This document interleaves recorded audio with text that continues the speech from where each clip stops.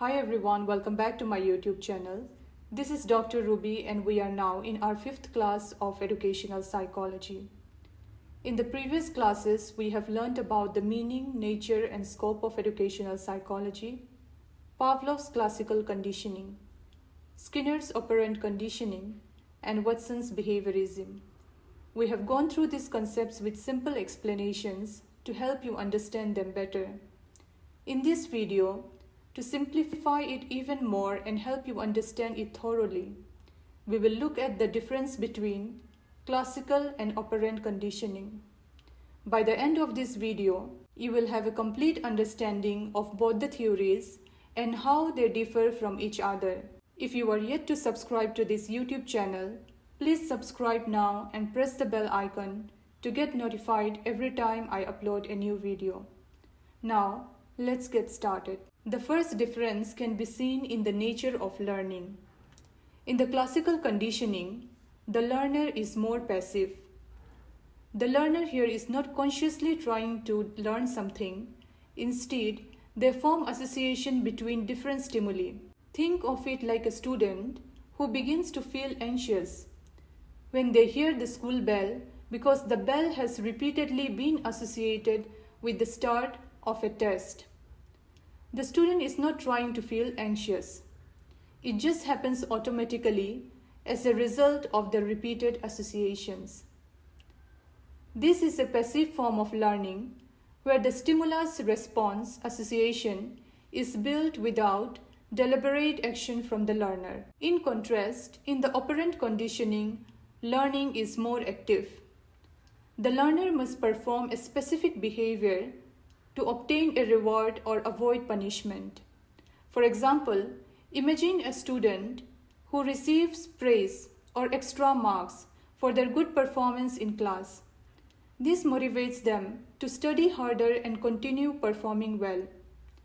Here the student is actively making an effort to learn and perform because they know their behavior will have a positive outcome.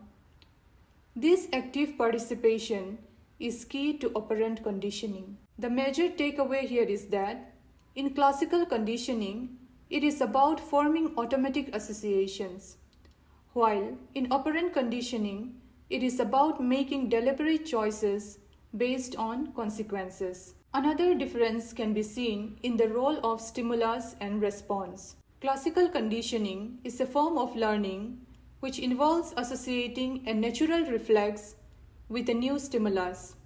For example, if a teacher plays a particular song at the beginning of each fun activity, over time, students might start feeling excited just by hearing that song. Here, the excitement is a reflexive, automatic response to the stimulus, which is the song.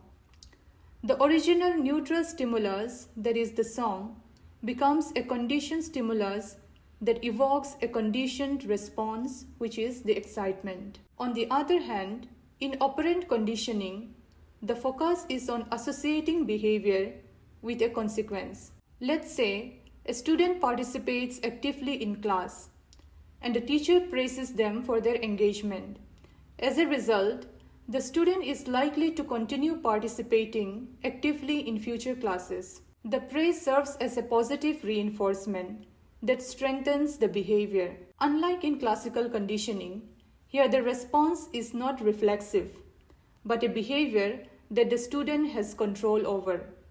The behavior leads to a consequence that determines whether the behavior will be repeated. Next, timing plays a crucial role in differentiating between the two types of conditioning. In the classical conditioning form of learning, the stimulus comes first, followed by the response.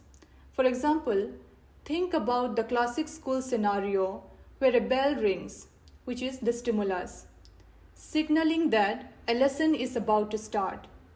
Over time, students may start to feel excited, which is the response, when they hear the bell because they have learned to associate the bell with the lesson.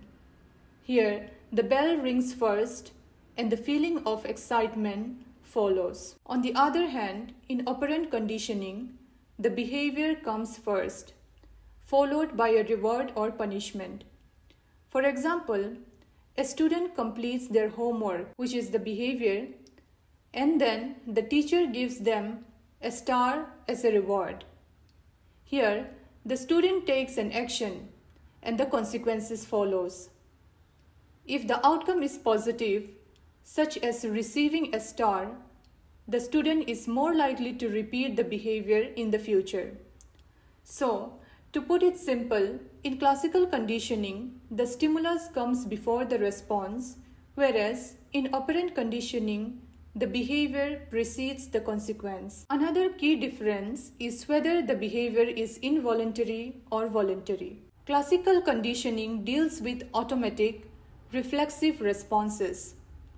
These are behaviors that happen naturally without conscious thought. For example, flinching when you hear a loud noise or salivating when you smell your favorite food. These responses are not something we control. They are automatic. In contrast, operant conditioning focuses on deliberate actions, behaviors that are consciously performed.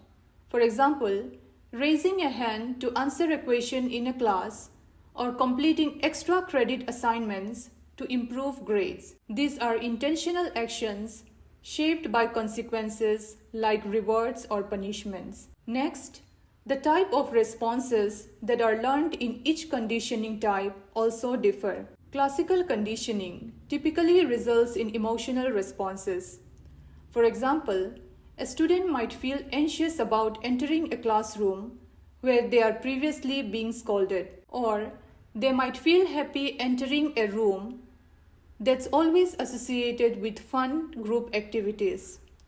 These emotional responses are learned through associations, whereas in operant conditioning, the responses are more about the reinforcement or reduction of specific behaviors.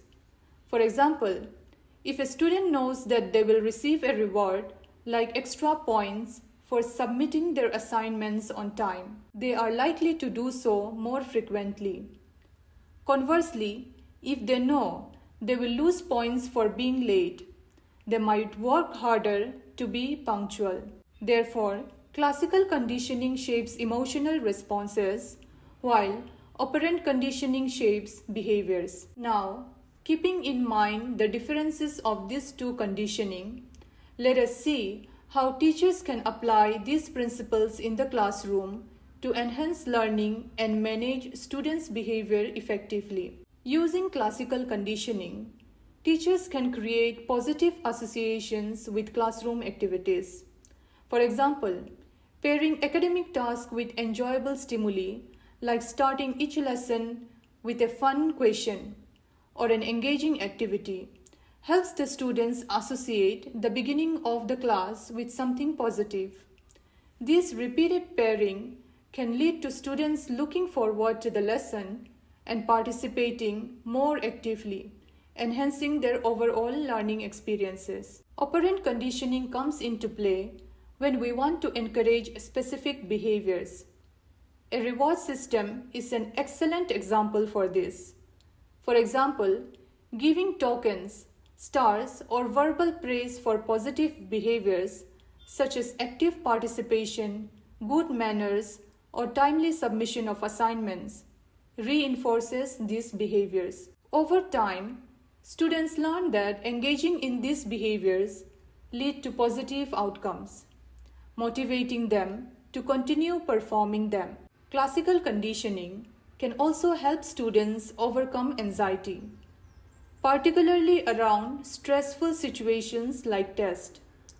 By associating test preparations with positive and enjoyable experiences, such as collaborative group discussions or interactive activities before exams, teacher can help reduce students' anxiety.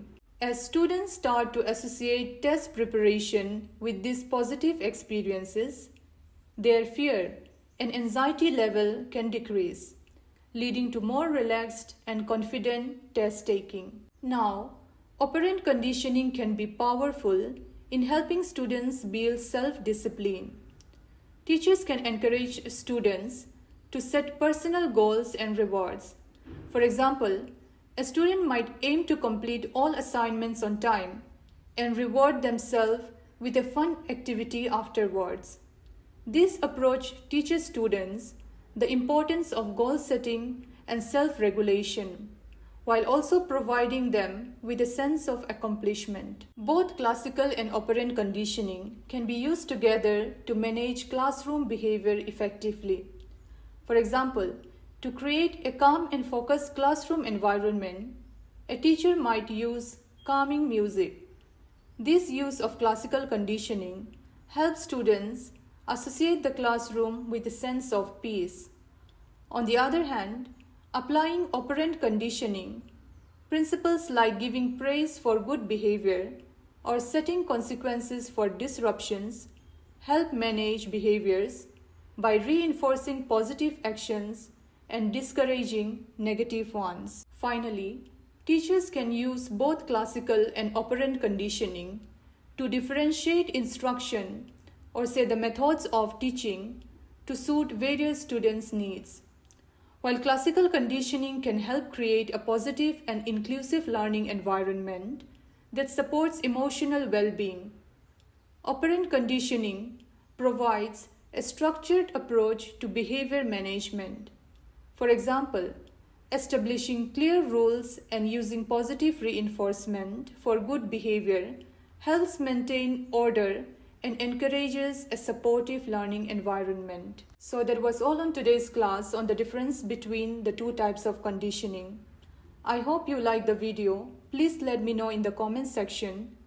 Also, if there is any specific topic in educational psychology that you would like me to cover in our upcoming classes, please let me know in the comment below. Like, subscribe and share. Thank you for watching and see you in the next class.